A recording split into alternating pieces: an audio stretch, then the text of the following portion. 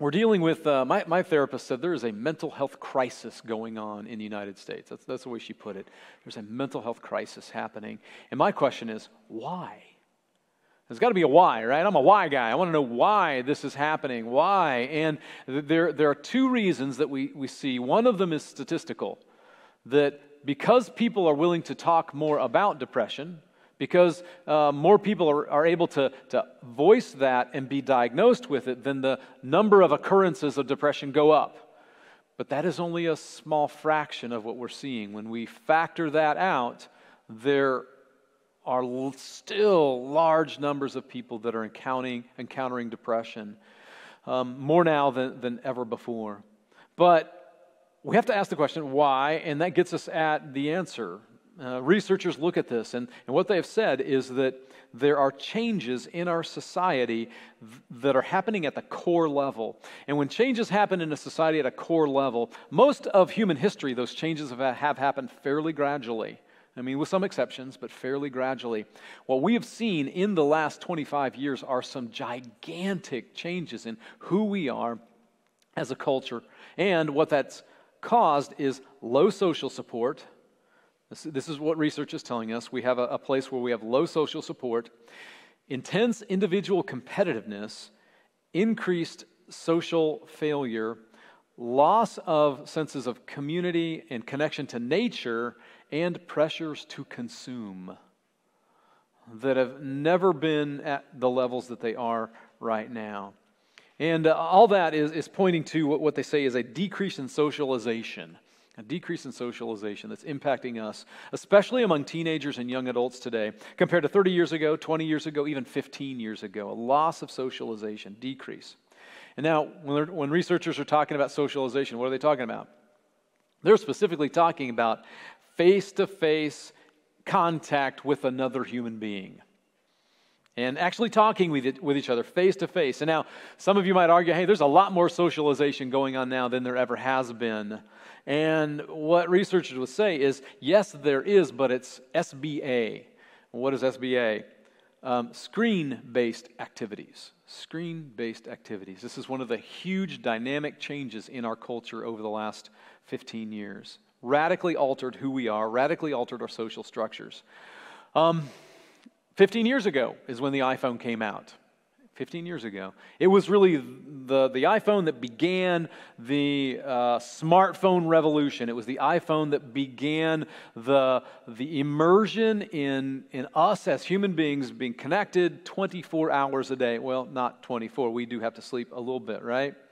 What researchers found when they recently surveyed teenagers, asked them, okay, well, how often are you online? How often are you online?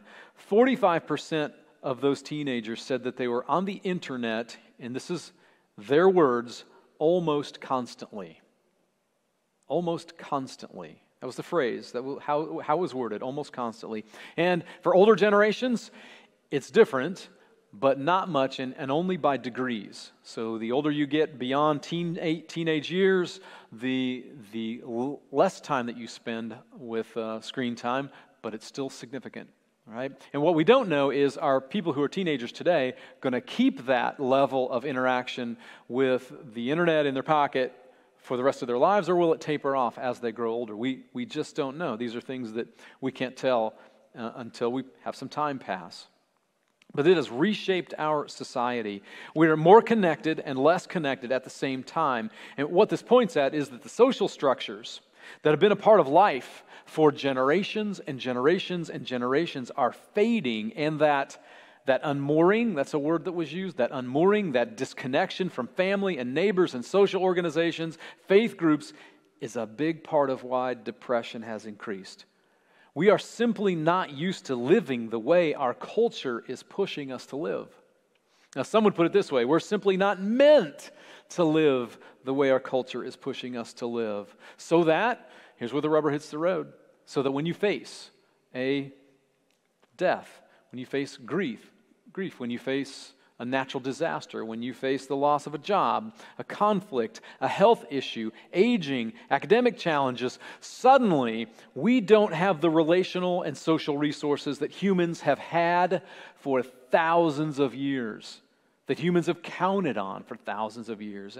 And as a result, we have the definition of depression: low mood, profound sadness, and a sense of despair. So that all sounds pretty hopeless, doesn't it? Is there hope? Please say yes. Yeah, there's hope, right? I mean, we are people of great hope. I mean, what can we do if somebody we know is dealing with depression? These are the things that we can do that I think we as ambassadors of Jesus, we've got to internalize this stuff. We all have to be practicing helpers, practicing servants, practicing, not in an official sense, but practicing counselors to the people around us. It's got to become more and more a part of our faith lives. So here are some of the things that we can do for ourselves. And we can say to the people around us, these are ways that can help when you are starting to deal with a depression or in a depressive episode. Number one, of course, seek professional help. And there are good Christian counselors, there are good secular counselors, there are psychiatrists that can be very, very helpful. They play such an important role in the healing process. Even online on betterhelp.com, you can do it online. There's so many ways that can help. And if you want a counselor, if you're looking for a counselor, call us here at church. We will let you know. We've got a list of people that we can refer you to that can help. But get help. Not only professional help with counselors, but also medications. I mean, there are medications that help for maybe short-term, maybe long-term. When I was facing a depressive episode about 10 years ago, I talked to my doctor, and it was hard to do. I didn't want to tell him because, telling your doctor that you'd struggle with this, it has that stigma. I'm weak somehow. But I just said, Doc, I'm going through this, and I need help. And he said, hey, I trust you, Aaron. I trust you. You wouldn't tell me this if it really weren't something big on your heart. And so let's just put you on something. And short term, this isn't going to be forever. And it really helped. It wasn't something where I felt totally different and detached from myself or anything, but I felt like I could manage better. It was one tool among many that helped me out. But what I'm getting at is this.